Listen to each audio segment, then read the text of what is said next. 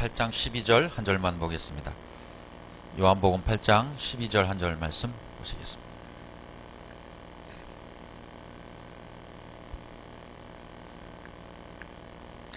예, 요한복음 8장 12절입니다. 우리 다 같이 한 목소리로 같이 읽도록 하겠습니다. 요한복음 8장 12절입니다. 시작.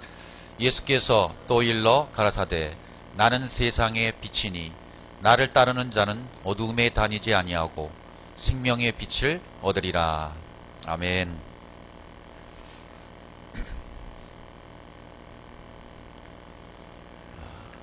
한번 이 율법에 대해서 생각해 볼 때 거대한 댐이라고 생각해 본다면 이제 복음의 구멍이 조금 났어요. 언젠가는 율법이 무너지겠죠. 근데 이게 그 댐으로 제가 생각해 본 이유가 한꺼번에 무너지지는 않더란 얘기예요. 내 안에 남아있는 율법 세계 속에서 길들여진 것들, 특별히 이것은 집사님들보다는 목회자들에게 더 많은 것 같아요. 길들여진 게 너무 많이 있고 들어와 있는 게 너무 많이 있기 때문에 버려라 해도 버렸다고 생각했는데 안 버린 게 너무 많은 거예요. 예, 댐이 조금 구멍이 났으면 처음에는 모르다가 나중에는 무너지지 않습니까? 복음의 물꼬가 튀어지기만 시작했다면 언젠가는 다 율법은 무너지게 되어 있습니다. 정복되게 되어 있습니다. 문제는 복음이 어떻게 유입돼 들어오느냐. 복음의 말씀이 유입돼 들어올 때 정말 꾸준하게 성실하게 이 자세가, 제가 올해 그 말씀한 거 있잖아요. 하여튼 봤더니 그거 한번 보여주실래요? 욥기 8장 5절부터 나왔어요. 제가 보니까 욥기 8장 5절 보니까 이런 자세면 되겠다. 제가 개인적으로 적용했고 우리 모두에게도 한번 이렇게 적용해 봤으면 좋겠어요. 내가 만약 하나님을 부지런히 구하며, 이거죠. 부지런히 하나님을 구하며 전능하신 이에게 빌고, 그 다음 6절 보시면 또 청결하고 정직하면, 여기 청결하고 정직하면 조건절로 되어 있더라고요. 청결하다는 얘기는 다 청소가 되었다는 얘기 아닙니까? 깨끗하게 청소가 되었다. 청결하고 그 다음에 뭡니까? 정직하면, 이건 자기 자신도 속이면 안 되는 거죠. 아주 철저히 성경에서 말하는 그대로의 정직. 예, 이렇게 정직하면 정녕, 그 다음에 있는 말이 정녕 너를 돌아보시고예요. 정녕 너를 돌아보시고 내 의로운 집으로 형통하게 하실 것이라. 그리고 뒤에 있는 말씀이 뭔지 아십니까? 그 유명한 7절이에요. 여기까지가 저가 받은 말씀이 있었어요. 여기까지 7절까지. 내 시작은 미약했지만 내 다정은 심히 창대하리라. 복음의 물꼬가 들어와서 예수로 시작해서 나중에 그리스도로 창대하게 될 것인데, 창일하게 될 것인데, 이 복음의 물꼬가 나에게 들어왔다면 이제는 시작된 겁니다. 다 된 겁니다. 시작이 반이니까. 그러나 문제는 이 목회자들 같은 경우에는, 오늘 이런 말씀 같은 경우에도 어떻게 세상의 빛이 생명이 될까? 잘 이해가 안 가는 게, 제가 이 말씀을 받으면서 계속 말씀드리는 부분이 어떤 부분이냐면, 하나의 상으로 봐야 될 부분을 계속 말씀드리잖아요. 제가 왜 그러냐면, 이렇게 말씀을 받으면서 내 자신이 하나님 앞에서 앞으로 이런 부분 앞에 시대적인 사명을 감당해야 되겠다. 물론 다른 부분 다 마찬가지겠지만 저 같은 경우에 가장 많이 다가오는 부분이 이 부분이었어요. 그러니까 우리 동기들에게 이걸 좀 전해주고 싶은데, 제가 가장 전하고 싶은 부분이 바로 이 부분이었어요. 하나의 상으로 보는 훈련, 상으로 봐야 되겠다. 이게 어떻게 세상의 빛이 생명이 되는가? 그 창세기 1장 첫째 날을 이해하지 못하면 이건 도대체가 이해가 안 되는 얘기잖아요. 첫째 날을 이해해야만 이 말을 이해할 수 있습니다. 무슨 말인지. 요한복음 8장 12절을. 그러면 하나의 상으로 본다. 성경 전체가 상으로 보고 십자가의 도로 봐야 되는데, 이게 복음이 들려와서 계속 아까 정직하게, 청결하게 그런 마음 가지고 계속 행보를 하게 될 것 같으면 복음의 유입은 계속 되지 않습니까? 계속 들어오면 되는 겁니다. 가능한 것입니다. 그러나 게으름 피고 정직하지 아니하고 청결하지 아니하고 자기 자신의 마음을 속인다면 율법 안에 섞였던 거 자기가 말씀 비춰보면 계속 발견이 되지 않습니까? 한꺼번에 해결이 되지 않더라고요. 말씀을 비춰보는 순간 또 깜짝 놀래고, 말씀을 비춰보는 순간 또 이런 것이 있구나. 그러면서 계속 정화해 나가고 그 말씀 붙들고 나가고, 그밖에 없잖아. 그 순간마다 불의한 청지기가 되어져서, 진짜 불의라는 말을 쓰는 이유가 어디 있겠습니까? 이 불의라는 일을 쓰는 이유가 그거지 않습니까? 내가 한 것은 하나도 없고 누군가 다 해준 거예요. 그런데 난 누리고 있는 거. 그러니까 불의라고 쓴 것 아니겠습니까? 나는 아무것도 한 것이 없는데 내가 다 누리고 있더라. 그러니까 불의예요.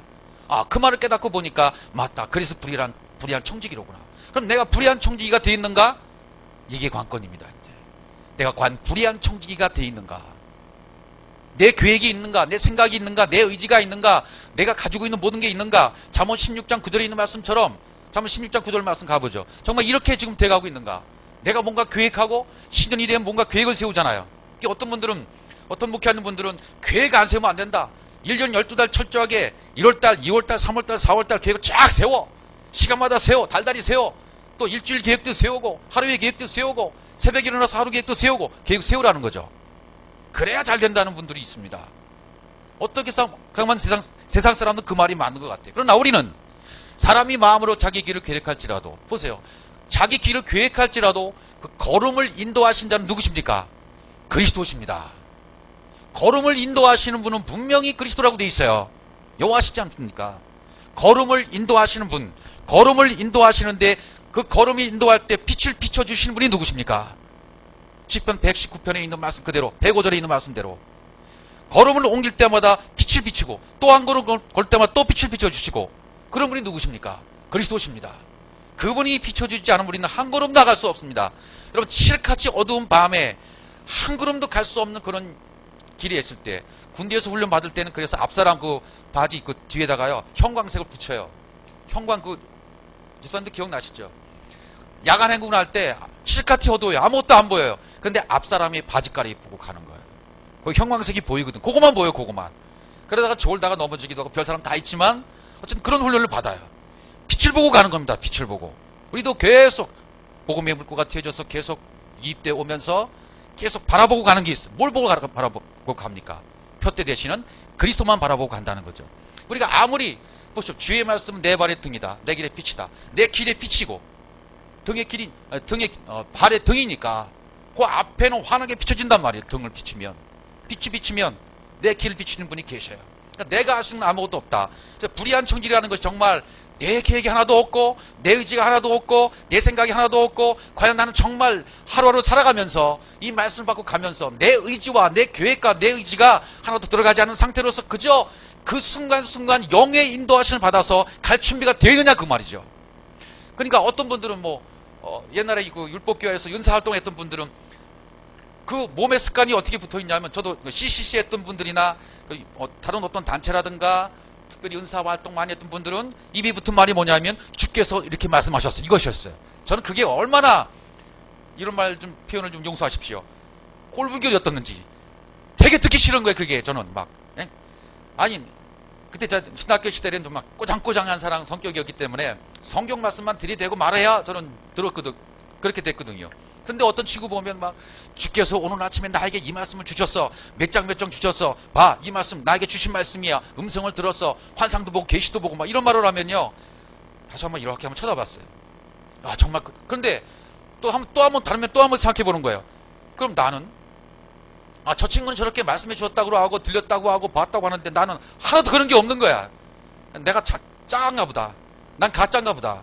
저 친구 바라보면 들려주시고 다 있다는데 나는 없는 거예요. 없는 게 얼마나 감사하지, 지금은. 참 그런 거 볼 때 지금도 마찬가지예요. 많은 분들이 그래요. 지금도 율법교회에서는 주께서, 성령께서 이렇게 말씀하셨다. 내 귀에 음성이 되고 이런 음성을 들었다는 분들이 많이 계시거든요. 불의한 청지기에서 우리가 가려면 정말 그 순간순간 영의 인도 따라가는 훈련을 받아야만 될 것 같습니다. 그것이 돼야만 되는 거죠. 그러니까 어떤 계획에서 가는 것이 아니라 저 자신 요즘에 그런 것들을 굉장히 많이 지금 깨달으며 가고 있습니다. 제 스스로가 그 순간순간마다 빛을 비춰주시고 순간순간마다 인도해 주시고 순간순간마다 그 영을 따라 가는 것이지, 내가 어떤 의지가 있어서 요건 요렇게 해야 되겠고 저건 저렇게 해야 되겠고 어떤 계획을 세운다면 불의한 청지기가 아니더라, 그 말이죠. 그때는 불의한 청지기가 되어 있다는 것은 정말 그냥 따라가는 겁니다. 그 영의 인도 따라가는 것입니다. 그냥 그 영의 인도 따라 순간순간 가는 거예요. 비춰주시면 따라가고 아멘으로 가는 것입니다. 이것이 안 되면 불의한 청지기가 되었다고 할 수 없는 거죠. 그런 말씀을 들을 때마다 이 말씀이 얼마나 오묘하고 이 말씀이 정말 얼마나 신묘막측하냐 말이죠. 신약과 구약에 있는 말씀을 가만히 볼 때. 그리고 오늘 말씀을 읽었지만 어떻게 세상의 빛이라는 표현을 쓰고 빛이면 빛이지 어떻게 세상의 빛이 있고 생명의 빛이 있는가, 이런 말씀도 가만히 묵상해 보면 정말 오묘하다. 첫째 날부터 여섯째 날까지 그런 비밀을 깨달아 알고 난 다음에 그 다음에 첫째 날도 자세히 알면 이게 이렇게 되는구나. 창세기 1장 1절, 요한복음 요한일서 1장 1절 이런 걸 우리 머릿속에 다 기억하고 계시지 않습니까? 이제는. 그러니까 여기서 왜 세상의 빈 얘기하고 생명의 빈 얘기했는지 그 앞에 이제 가늠하다 현장에 잡힌 여인의 얘기를 하고 나서 이 말씀을 하신 거 아니겠습니까? 요한복음 8장 5절로 한번 가보죠. 5절. 4절에 가보면 예수께 말하되 선생이여 이 여자가 간음하다가 현장에서 잡혔나이다. 간음하다가 현장에서 잡힌 여인이 있었습니다. 그때 모세는 율법에 이러한 여자를 돌로 치라 명하였거니와 선생은 어떻게 말하겠나이까? 5절 이렇게 말하니까 6절에 저희가 이렇게 말하면 고소할 조건을 얻고자 하여 예수를 시험했다. 예수께서 몸을 굽히사 손가락을 땅에 스쳤다. 6절에 이렇게 말합니다. 6절에 있는 말씀 다시 보시면 6절 저희가 이렇게 말하면 고소한 조건을 얻고자 하여 예수를 시험했다. 그리고 예수께서 몸을 굽히사 손가락을 땅에 쓰셨다는 것. 몸을 굽혔다. 손가락을 땅에 썼다. 이런 표현들도 이제 십자가의 도가 들어와서 복음의 말씀을 들은 사람들은 이 말씀이 무슨 말인지 아잖아요. 몸을 굽혔다는 표현은 십자가의 죽음을 말하는 것이 아니겠습니까? 또 손, 구원해서 손가락으로 땅에 쓰셨다. 땅에 쓰셨다. 땅에. 육체. 거기다 뭘 쓰셨다는 얘기인가? 이게 말씀을 들을 때, 여기는 왜 첫 번째 몸을 굽히는 장면이 나오고, 그 다음에 8절에 넘어가면 또 굽힌 장면이 나오잖아요. 다시 몸을 굽히사, 두 번째 몸을 굽히는 장면이 나옵니다. 첫 번째 굽히고, 두 번째 굽히고, 손가락 땅에 또 쓰십니다. 첫 번째 굽혔을 때가 왜 마태복음 1장 21절이고, 두 번째 굽혔을 때가 왜 마태복음 1장 23절인지, 이제 그것이 이해가 가기 시작하는 거죠. 복음을 들은 사람들은 이해가 가기 시작하는 거고, 왜 첫 번째 몸을 굽히는 것, 두 번째 몸을 굽히는 것, 이게 다른가? 첫 번째 몸을 굽히는 것이 왜 마태복음 1장 21절인가? 이건 성경에서 말하는 하나님의 뜻이 무엇인지를 알면 알 수 있다는 거죠. 하나님의 뜻이 뭔지를 모르니까, 성경이 말하는 하나님의 뜻이 뭔지를 모르니까 이런 구절들도 우리 설명할 수가 없었습니다. 근데 복음이 유입되고 계속 유입되고 성실하게 성실한 자세로 말씀을 받고 여러분처럼 계속 행보를 나가시다 보니까 이제 다 깨닫게 되어지고 이해가 되어지고 믿어지지 않습니까? 그리고 깨닫고 믿어지는 것도 있지만 처음에 우리가 복음 말씀 들을 때 그냥 믿어져 버리는 거예요. 그냥 복음이 들려오니까 그냥 믿어져 버리는 거예요. 그냥 어떤 과정도 필요 없는데 그냥 말씀이 들려오니까 맞아 믿어져 버리더라 말이죠. 이 말씀이 그냥 믿어져 버리는 거예요. 그러니까 첫 번째 몸을 굽혔다. 이게 왜 마태복음 1장 20절인가? 하나님의 뜻은 첫 것을 폐하고 둘째 것을 세우는 것이었다는 얘기죠. 시브리서 10장 8절부터 가보죠. 8절 9절로. 그러니까 성경을 말씀에서 말씀으로 풀어나가야 되는데 이 잘못된 신화와 족보로 풀어가니까 하나님의 뜻 그러면 기도에서 응답받은 사람들이 하나님의 뜻이 이것이야. 목회자한테 찾아가지고 제가 어제 이런 꿈을 꿨는데 이런 환상을 봤는데 이런 음성을 들었는데 하나님의 뜻이 여기 있는 것 같아요. 우리 교회를 옮기시다. 우리 교회를 피아노를 삽시다. 이런 걸 갈 때에도 계시를 받았다. 음성을 들었다. 이렇게 합시다. 이런 분들이 저 같은 경우도 많이 있었어요. 찾아와가지고 이게 하나님의 뜻이라는 거죠. 하나님의 뜻이라고 하면요 깜빡 죽습니다. 목회자들이요. 그래요? 할 말이 없어요. 솔직히 할 말이 없어요. 그렇게 와서 어느 집사님 와가지고 목사님 이거 하나님의 뜻인 것 같아요. 이렇게 하시죠. 그러면 할 말이 없어요. 솔직히. 왜? 그때 복음이 없으니까. 복음의 잣대가 없으니까 그렇게 음성을 들었다고 하고 환상을 봤다고 하는 사람들에게 어떻게 할 수 있는 말이 없더라니까요. 솔직히 그랬어요. 솔직히. 어떻게 그것을 조절해주고 이렇게 상담해주거나 조절해주거나 그런 어떤 제도적인 것이 없어요. 장치가 없어요. 왜? 복음이 없다 보니까 그냥 음성을 들어서 목소리 큰 사람이 그것도 이기는 거야 보니까. 목소리 큰 놈이 이긴다니까요. 이게 이겁니다. 그러면 그건 줄 알아요. 그런데 성경은 분명히 하나님의 뜻을 얘기했잖아요. 9절 말씀 보죠. 9절. 구에 말씀하시길 보시옵소서 내가 하나님의 뜻을 향하러 왔나이다 하셨으니 그 첫 것을 폐하시면 둘째 것을 세우려 하심이라. 첫 것을 폐하고 둘째 것을 세우는 것이 여기 하나님의 뜻이라고 말하고 이 뜻을 따라 몸을 들였다고 10절에 말하지 않습니까? 10절 보십시오. 이 뜻을 쫓아 예수 그리스도의 몸을 단번에 들이심으로 말미암아 우리가 거룩함을 얻었노라고 말씀하십니다. 이 뜻은 무슨 뜻입니까? 하나님의 뜻을 따라 첫 것을 폐하고 둘째 것을 세우는 하나님의 뜻을 쫓아. 그럼 첫 것을 폐하는 것이 무엇이겠습니까? 첫 것을 폐하는 것은 말씀이 육신에서 오신 예수가 십자가에서 반드시 죽어야 된다는 것을 말하고 있는 것이죠. 십자가의 죽음을 말한다. 예수로 오셨어요. 죽으셨다. 그래서 바울이 말한 것처럼 하나를 보면서도 같은 한 아담 안에서도 두 가지 상을 보는 것처럼 고전 15장 45절부터 난 그 말씀들 보면서도 첫사람 아담, 마지막 아담 이렇게 표현하는 것처럼 그런 어떤 두 가지 상을 볼 수 있는 눈이 열려야 된다. 그래서 저도 마음가짐 그런 마음이 들어요.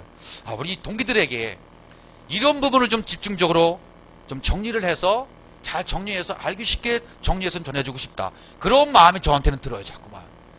우리 동기들에게 또 선배님들에게 후배들에게 이 말씀을, 이 복음을 전해주고 싶은데 어떻게 어떤 면에서 접근할까? 저는 하나의 성경을 보는 눈, 안목이 열려야 된다. 그러려면 우리가 가지고 있는 생각이나 내가 가지고 있는 지식의 체계나 이걸 버리고 성경이 말하는 안목 속으로 들어가서 성경이 말하는 십자가도의 상으로 들어가서 볼 수 있는 눈이 열리지 않으면 성경을 이해할 수 없다는 부분을 좀 부각시켜서 설명하고 싶더라고 말이죠. 그러니까 각자 여러분에게 각자에게도 아마 사명이 다 다를 거예요. 추수의 종으로서 복음을 증거하는 다 똑같지만 어떤 부분에 어떻게, 저 같은 경우 그런 부분이에요. 우리 동기들에게 정말 그렇게 하고 싶어요. 이걸 하나의 상으로 보는 훈련, 요 부분을 좀 어떻게 내가 잘 정리해서 한번 하고 싶다는 마음이 자꾸 드는 거 있죠.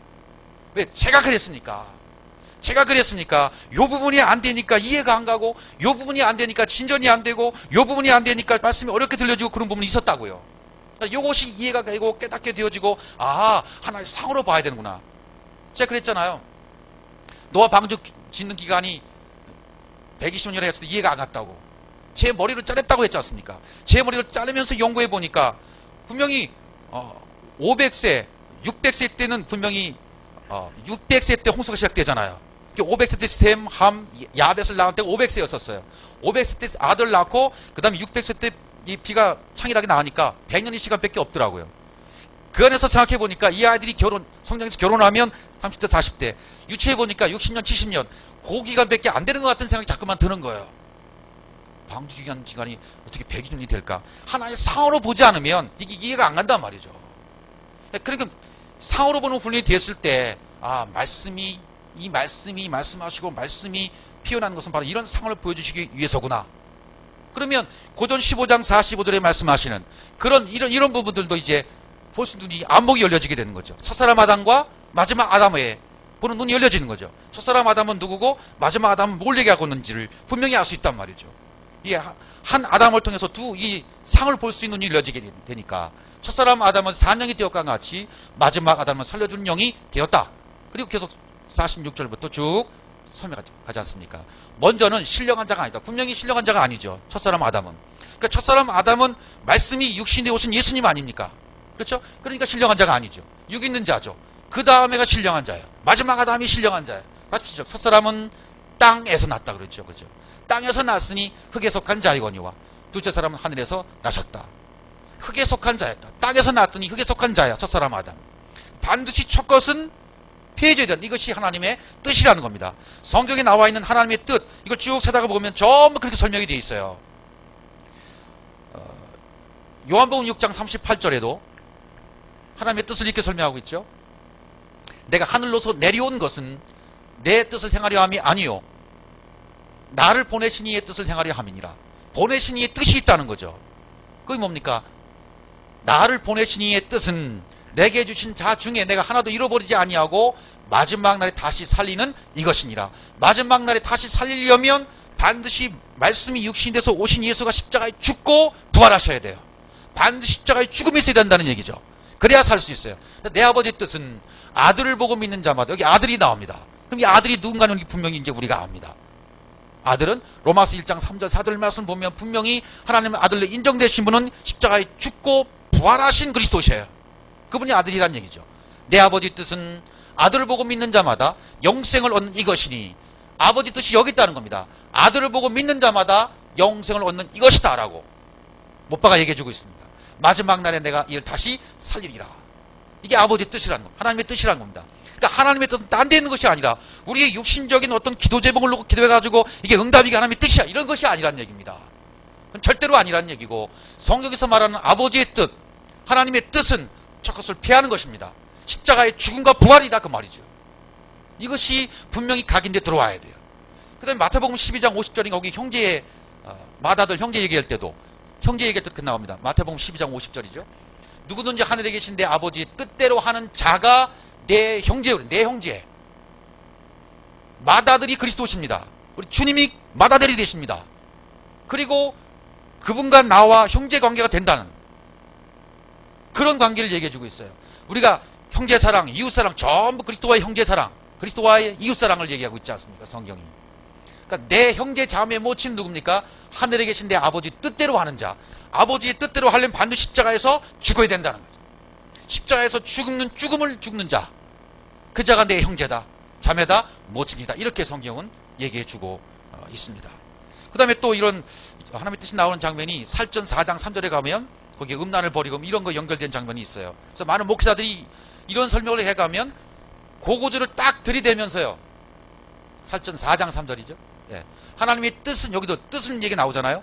하나님의 뜻은 이거지니 너희의 거룩함이라 곧 음란을 버리, 이렇게 설명하니까 여기는 아까 네가 설명한 그게 아니잖아, 이렇게 얘기해요. 아닌가? 맥이 다 똑같은 얘기예요. 결국은 똑같은 얘기를 하고 있는 것이거든요. 하나님의 뜻은 이것이니 너희의 거룩함이라. 그럼 거룩하려면 어떻게 하면 거룩해질 수 있어요? 하나님은 거룩하신 분이에요. 분명히 내가 거룩하니 너희도 거룩하라고 말씀하셨잖아요. 그러면 하나님이 거룩하신데 우리가 어떻게 거룩해질 수 있습니까? 반드시 우리 속에 있는 문제를 해결해야 돼요. 무슨 문제예요? 육체 문제. 이 문제를, 죄의 문제, 본질의 죄, 육체 문제를 반드시 해결해야만 거룩함이 이룰 수 있다. 하나님의 뜻은 이것이다. 너희의 거룩함.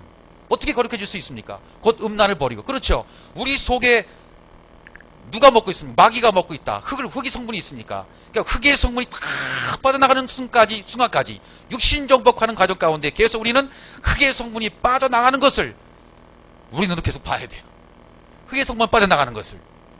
우리는 흙의 몸으로 지어졌으니까. 그러니까 신령하다는 표현이 뭔지를 조금 감을 잡을 수 있는 부분이에요. 흙의 성분이 다 빠져나가야 신령화가 되는 거죠. 그리스도화가 된단 말이죠.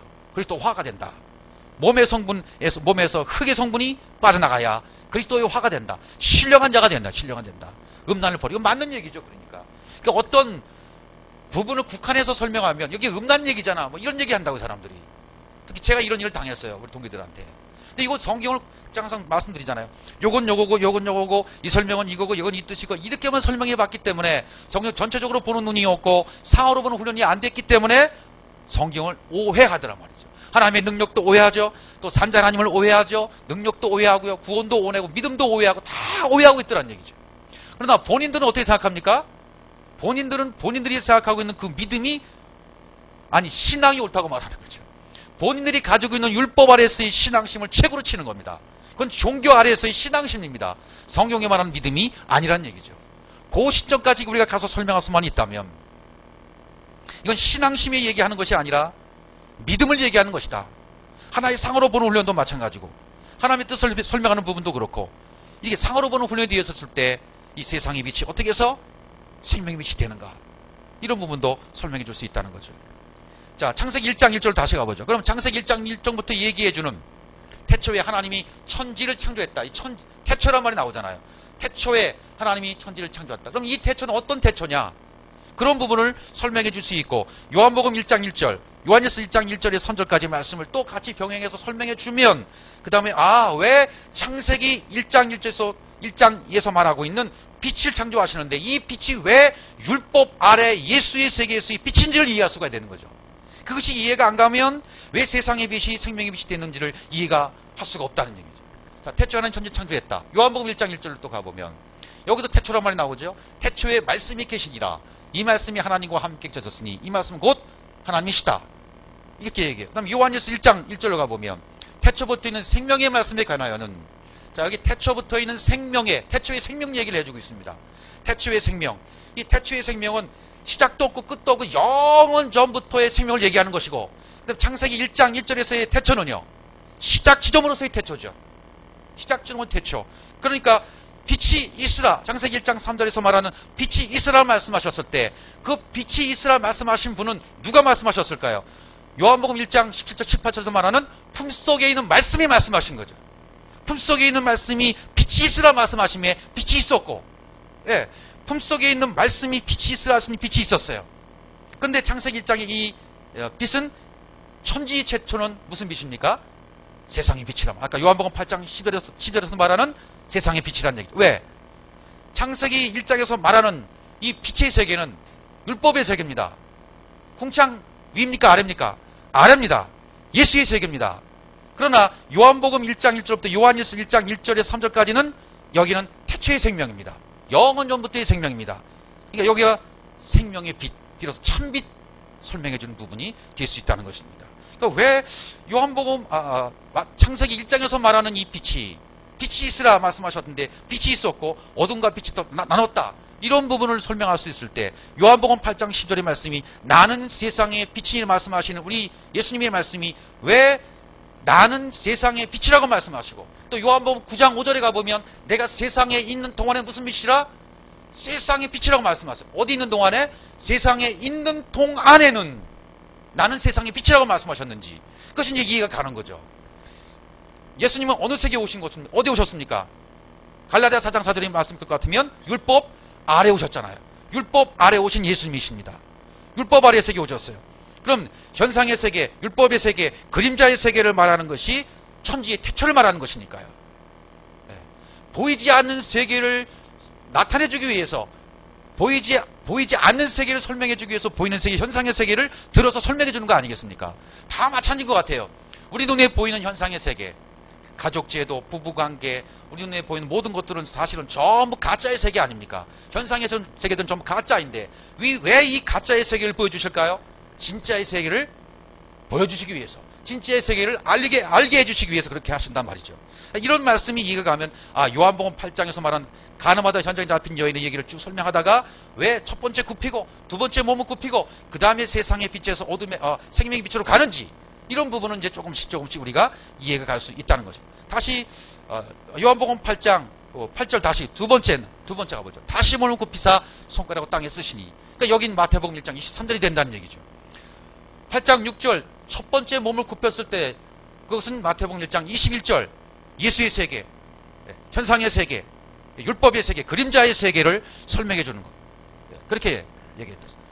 예수께서 몸을 굽히사 땅에 손가락을 쓰셨다. 처음에 이런 표현을 들었을 때는 좀 의아하기도 하잖아요. 처음 복음을 듣고 이제 막 행보를 시작했을 때 손가락 땅에 쓰셨다. 뭘 썼는지는 아무도 알지 못하는데 그걸 어떻게 설명해? 그런 사람들이 시도록합니다. 아니 성경에 뭘 썼는지 알지 못하는데 어떻게 그걸 마태복음 1장 20절 단정하느냐? 그러니까 하나님의 말씀으로 풀어보니까 그리스도의 계시로 말미암아 말씀을 풀어보니까 하나님의 뜻은 이것이고 또 현상의 세계, 본질의 세계, 창세기 1장, 요한복음 1장, 요한일서 1장 1절 이런 부분을 쭉 설명해 보니까 드러나지 않습니까? 현상의 세계와 본질의 세계가 드러나요. 그러면 분명하죠. 이 세계에서 말하는 것이 무엇인지, 율법 아래의 세계가 무엇인지, 그림자의 세계가 무엇인지, 실상의 세계, 본질의 세계가 무엇인지를 분명하게 아니까 그 다음에 몸을 굽혔다는 십자가의 죽음, 첫 번째 마태복음 1장 20절이 왜 등장하는지를 이해가 되는 거죠. 현상의 세계에서. 예수는 현상의 세계, 본질의 세계가 아닙니다. 그 다음에 8절에 넘어가면 두 번째 몸을 굽힌 장면에 넘어가면 이것은 하나님의 뜻은 두 번째, 첫 것을 폐하고 둘째 것을 세우는 뜻, 하나님 아버지 뜻이 여기 있다는 얘기죠. 그래서 첫사람 아담은 땅에서 난 자고 마지막 아담은 하늘에서 온 자, 그리고 우리는 밤에 있고 어둠에 있던 자예요. 여러분과 저는 다 어둠에 있던 자였습니다. 빛이 아니었습니다. 예수가 그리스도가 되신 십자가의 비밀을 통해서 그리스도의 복음의 비밀을 듣고 이제는 땅에 속했던 내가, 땅에 속한 자였던 여러분과 제가 이제는 하늘에 속한 자가 되었습니다. 할렐루야. 예수를 통해서 그리스도를 알아가는 거죠.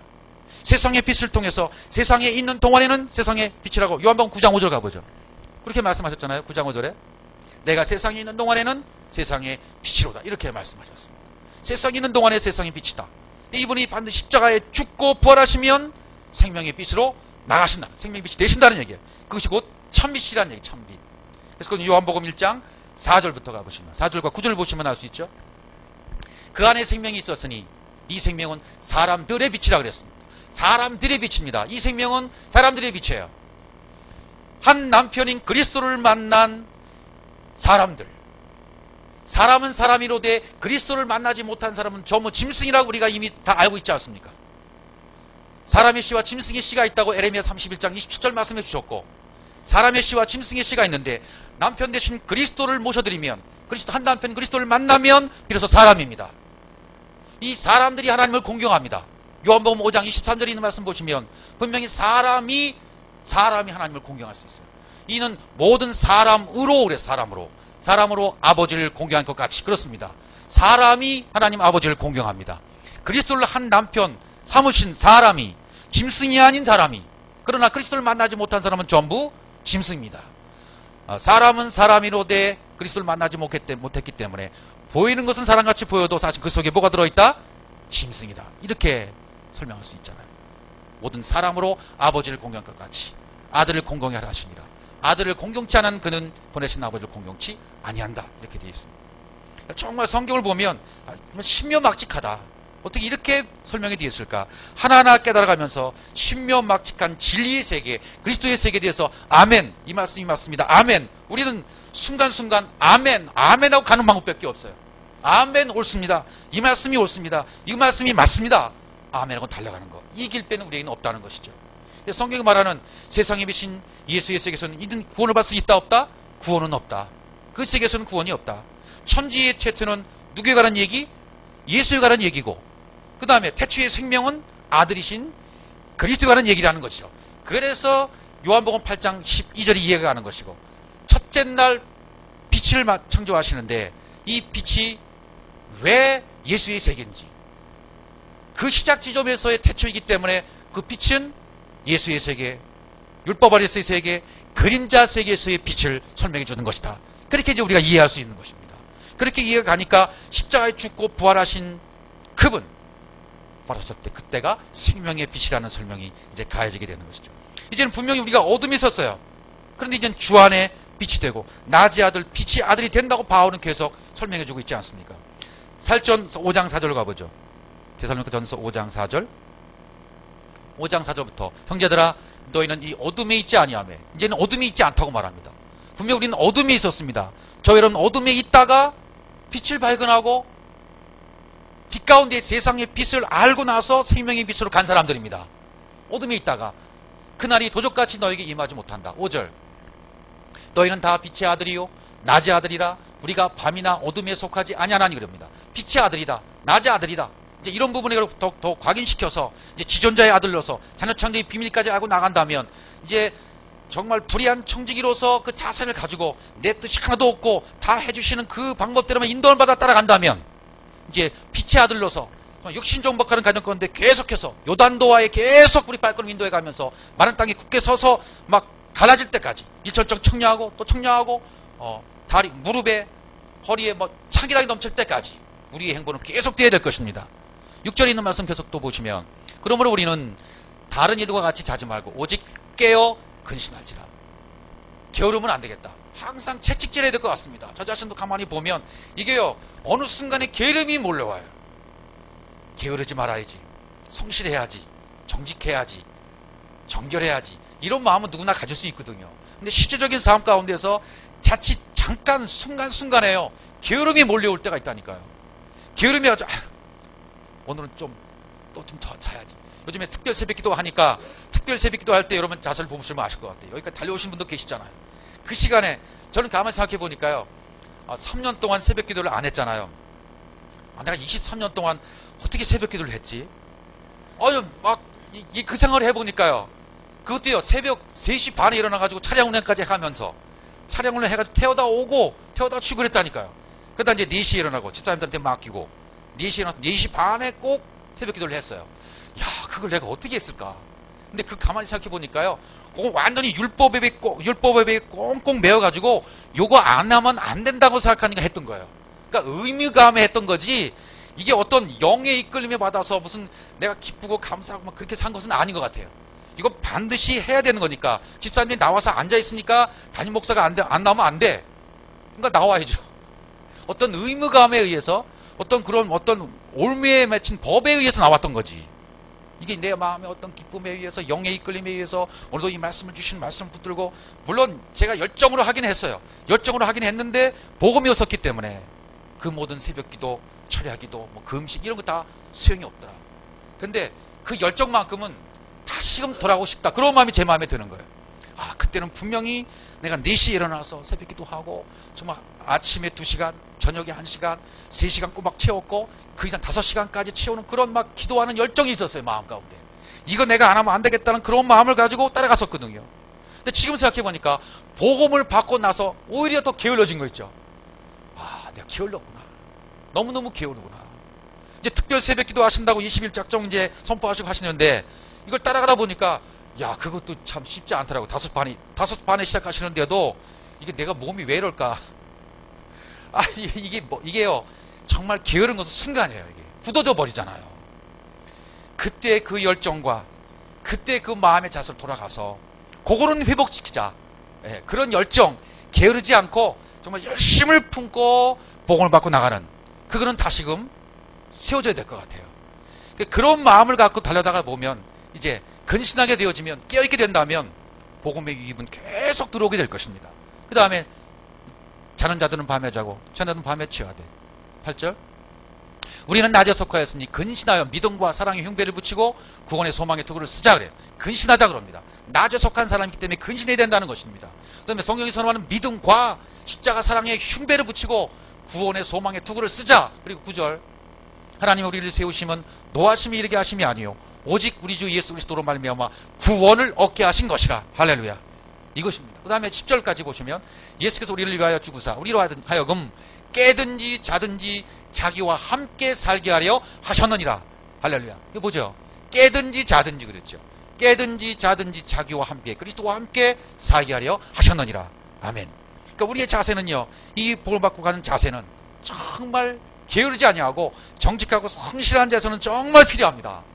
매일매일 순간순간마다 새벽마다 주시는 말씀을 받기 위해서는 내가 먼저 준비하는 자세로, 뭐 그렇게까지는 옛날 분들처럼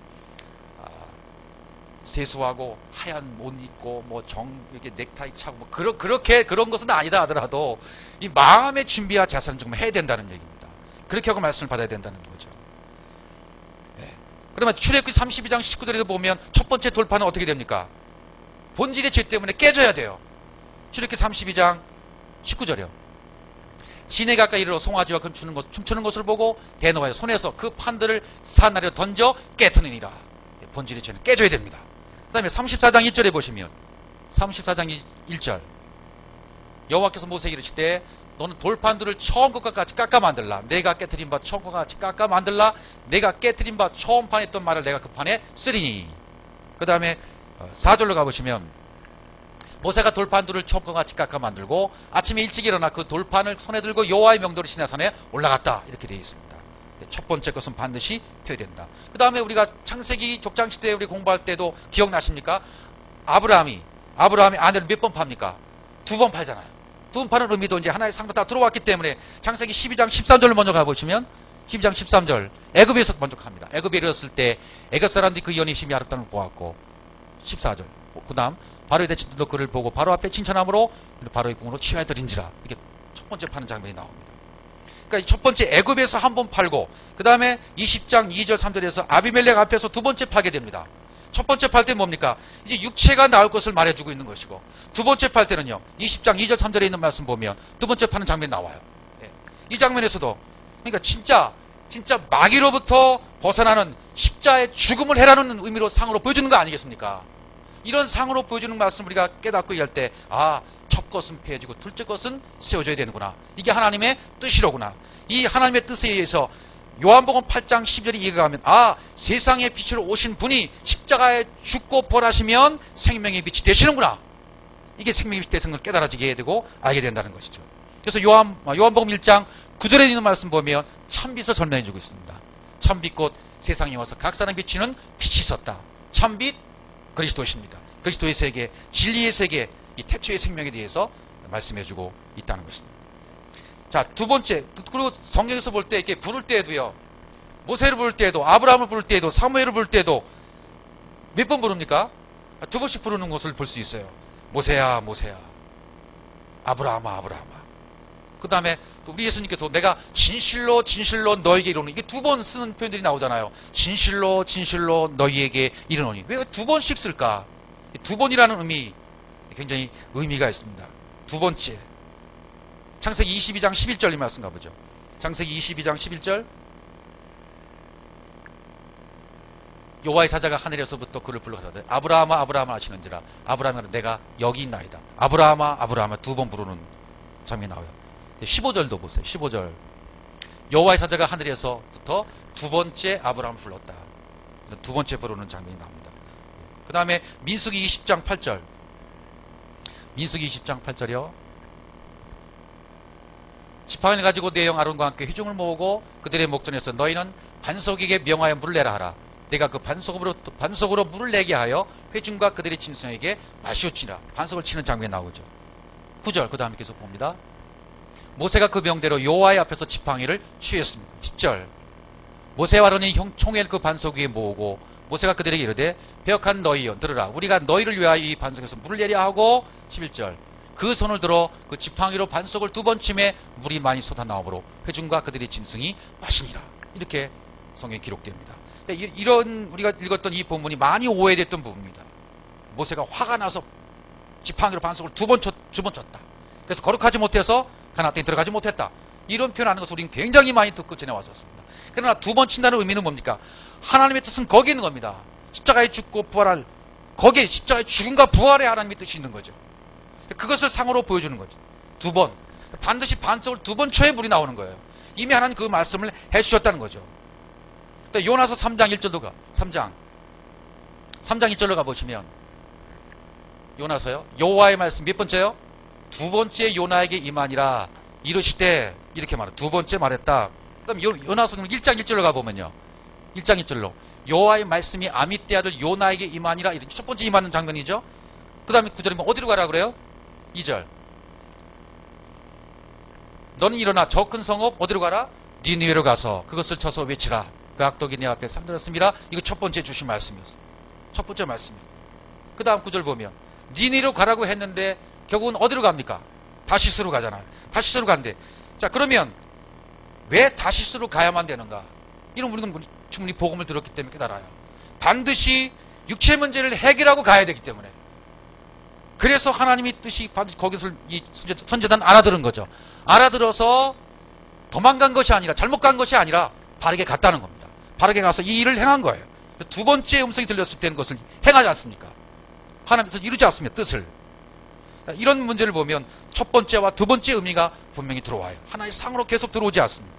저는 이런 부분을 계속 말씀이 유입돼 들어왔을 때 우리 동기들에게 우리 선배 목사님들에게 후배 목회자들한테 이 하나의 상으로 보는 훈련을 어떻게 좀 잘할 수 있는 방법이 없을까? 제가 항상 그 부분을 좀 기도 중입니다. 요걸 좀 잘 정리, 성경 전체의 말씀을 정리해서 이 보는 훈련을 해가지고 성경을 보는 이렇게 십자가의 도 이걸 보는 훈련을 안목을 키우는 훈련을 한번 했으면 좋겠다. 또 그런 부분에 계속 마음이 오니까 이걸 좀 해야 되겠는데 그런 마음은 제 마음에 계속 들어와요.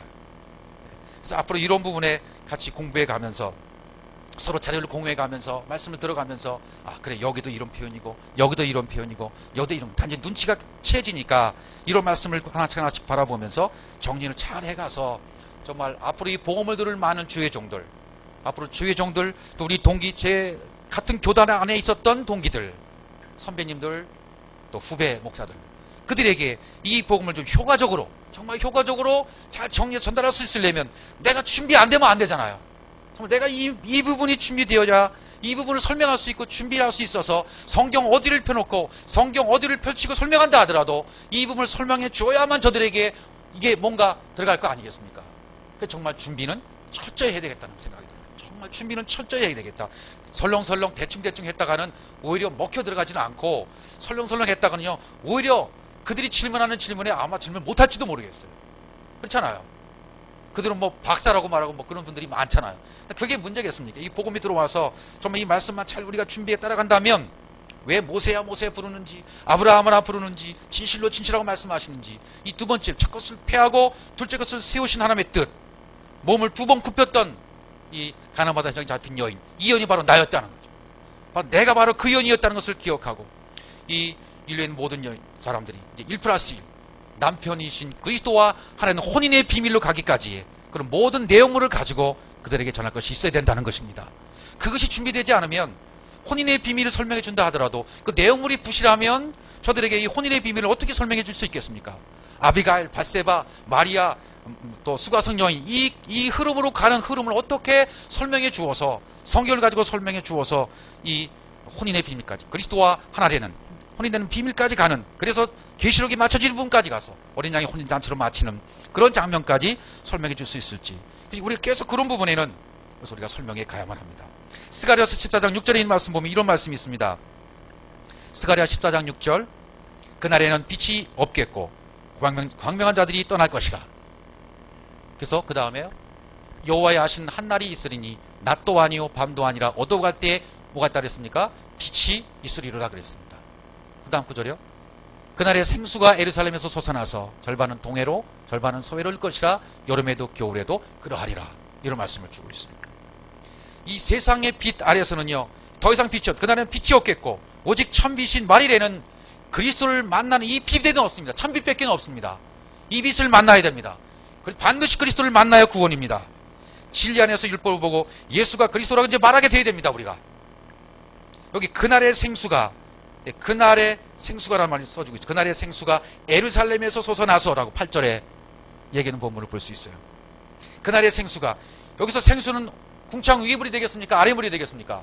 궁창 위의 물이 되겠죠. 궁창 위의 물이 생수가. 요한복음 7장 37절 38절 말씀 한번 보고 가죠.